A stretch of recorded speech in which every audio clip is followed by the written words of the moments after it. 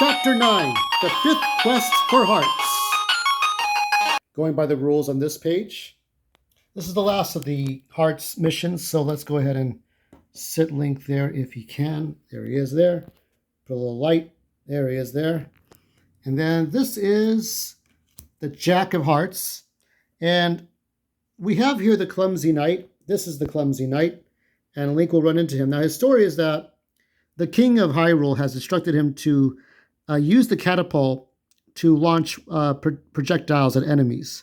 But he can't remember where the fuck it is, so he's not being very responsible. So Link will take him to that, to the Queen of Hearts, which is right here. And this is the catapult. This is it. I have another one, but I have about two, but this is the only one I could fucking find right now. So this is the launcher. So once you take him here to the catapult, he will activate the catapult here, and then Link can go anywhere. Now, what you have to be careful here is that depending on where on the map you are, you have to be careful how you launch him.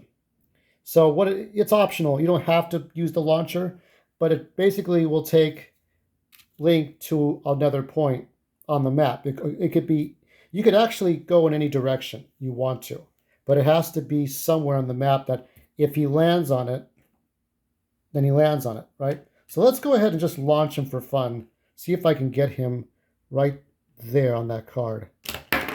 Oh, now if he launches outside of any of the cards, if he doesn't land on the right card you want, well, that's one thing. If he lands outside of it, you subtract hearts, and you would have to try again.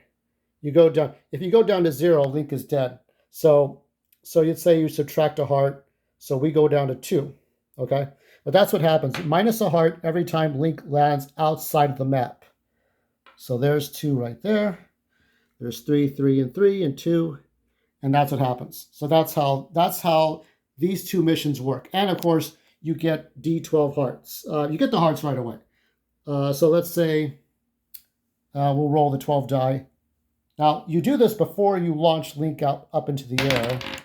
So if he had, let's say he started with 3, 6, 9, right? So he would have 8.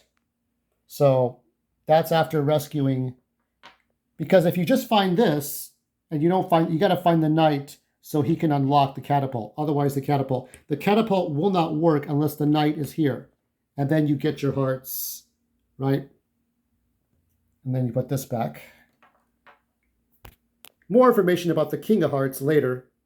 And the Ace of Hearts is Tetra and the Fairy Fountain. So Link encounters Tetra here. Tetra's a pirate who somehow landed on Hyrule. This is the Fairy Fountain. And Tetra is an HPC, or heart playable character, with a battle dice of 3 and 3 hearts. So she's the same as Link. She doesn't gain any hearts, though. But she has an HPC of 3 battle dice, 3 hearts. And the increase in hearts, so the Link will restore Link or Link's full heart points. Now, it can only be by how many hearts you originally had. If you have 8, you don't get 9. So you don't get extra hearts, but you do get your full hearts back. So the increase in hearts is determined by a 12 die that is added to the current. Let me see, hold on. Let me check those rules again. Okay, we're going to ignore the D12. So you'll get all your hearts back that you originally had. So if you got up to 8, and then somehow you got, let's say you had 8 hearts, or actually 3. So you had more than 8, like 10 hearts, and now you have 8 or 9. That's right, we had 9 hearts for this mission, so you would go back to 9 hearts. So there's no D12, actually.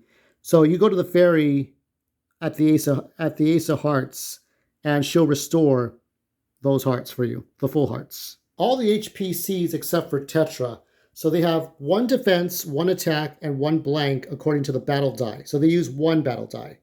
And if they and Tetra are killed by enemies, they are permanently removed for the whole game. And Tetra can become Zelda, but more information on that to be continued.